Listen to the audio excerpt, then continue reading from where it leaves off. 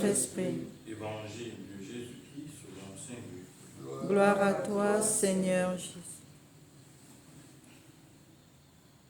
Jésus disait à ses disciples, vous le savez bien, si le maître des maisons connaissait l'heure où le voleur doit venir, il ne laisserait pas forcer sa maison. Vous aussi, tenez-vous prêts, c'est à l'heure où vous n'y penserez pas que le Fils de l'homme viendra. Pierre dit alors, Seigneur, cette parole s'adresse-t-elle à nous ou à tout le monde? Le Seigneur répond, qui est donc l'intendant fidèle et insensé que le maître placera à la tête de ses domestiques pour leur donner en temps voulu leur part de blé. Heureux serviteur que son maître, en arrivant, trouvera à son travail. Vraiment, je vous le déclare, il lui confiera la responsabilité de tous ses biens. Mais si le même serviteur se dit, mon maître tarde à venir, et s'il se met à frapper ses serviteurs, ses servantes, à manger, à boire et à s'enivrer, son maître viendra le jour où il ne l'attend pas et à l'heure qu'il n'a pas prévue. Il se séparera de lui et le mettra parmi les infidèles. Le serviteur qui, connaissant la volonté de son maître, n'a pourtant rien préparé, ni accompli cette volonté, recevra un grand nombre de coups. Mais celui qui ne la connaissait pas et qui a mérité des coups pour sa conduite, n'en recevra qu'un petit nombre, à qui l'on a beaucoup donné, on demandera beaucoup, à qui l'on a beaucoup confié, on réclamera davantage. Acclamons la parole de Dieu. Louange à toi, Seigneur Jésus. Loué soit Jésus-Christ. À jamais.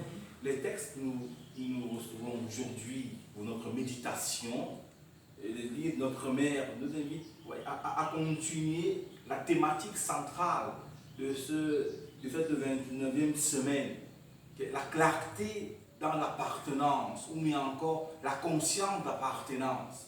Si j'appartiens au monde, c'est-à-dire avec tout ce que le monde a comme puissance négative, c'est un choix. Mais si je décide d'appartenir à Dieu, avec tout ce que nous propose la présence de Dieu, avec ses forces positives, disons-le ainsi, j'appartiens à Dieu, c'est un choix.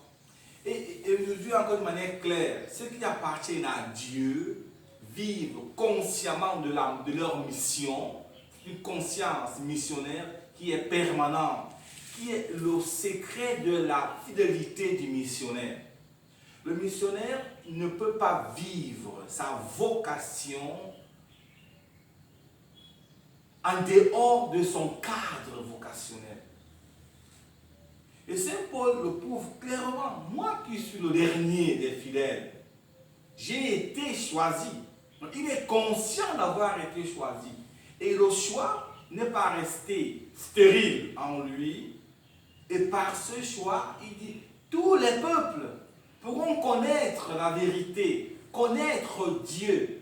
Donc, je suis sûr de ma vocation, je m'abandonne à Dieu qui m'a choisi et j'avance fidèlement dans cette vocation pour vivre non pas de ma vie, non pas la vie du monde, mais pour vivre ma vie en l'orientant profondément dans son cœur, qui est Dieu, qui est le Christ. Et ce ton revient donc de manière plus belle à l'évangile, où le serviteur qui est conscient de sa mission demeure fidèle. C'est un intendant fidèle. Il ne vit pas pour lui, il vit pour la gloire de Dieu. Et c'est message par là qui dans la conscience de tous appelés, dit, nous sommes tous apôtres du Père à la suite de Jésus, qui est le premier apôtre du Père. Et Jésus, comme apôtre du Père, est allé, ou bien il est venu parmi nous, et il est parmi nous pour communiquer à nos cœurs, au cœur de notre cœur, l'humanité, la vie de Dieu. Et tous les fidèles du Christ, toutes les personnes sont appelées dans cette dynamique missionnaire universelle. Et ça sonne, n'est-ce pas, la même logique de Pape François dans son encyclique Fratelli Tutti, où il invite tout le monde en se reconnaissant frère et être capable de travailler pour le bonheur de son frère.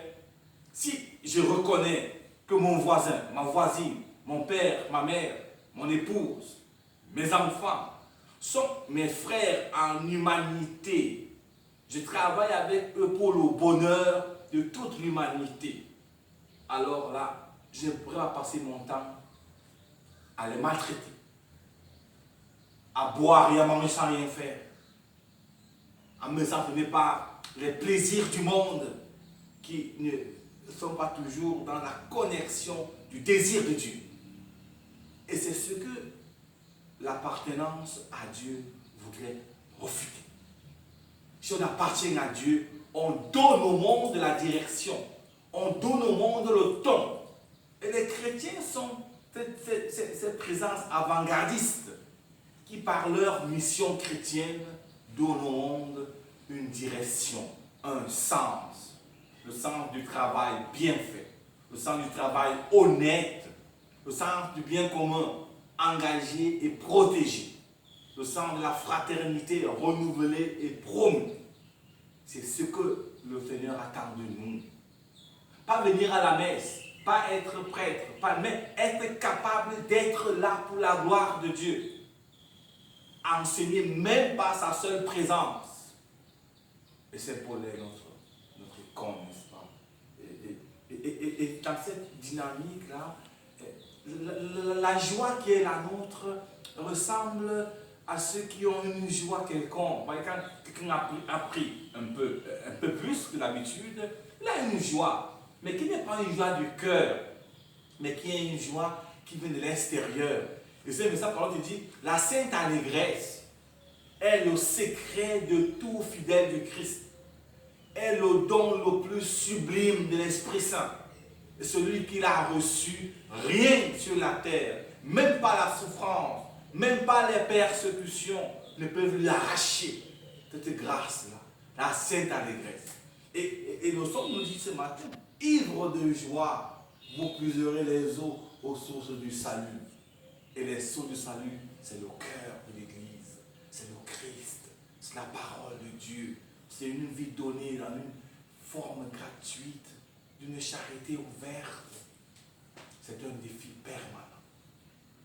Maintenant, ma grâce à la Vierge Marie, de prier pour nous, de prier avec nous, afin que notre être missionnaire dans notre vie sacerdotale, chrétienne, religieuse, ne soit pas voué à l'échec.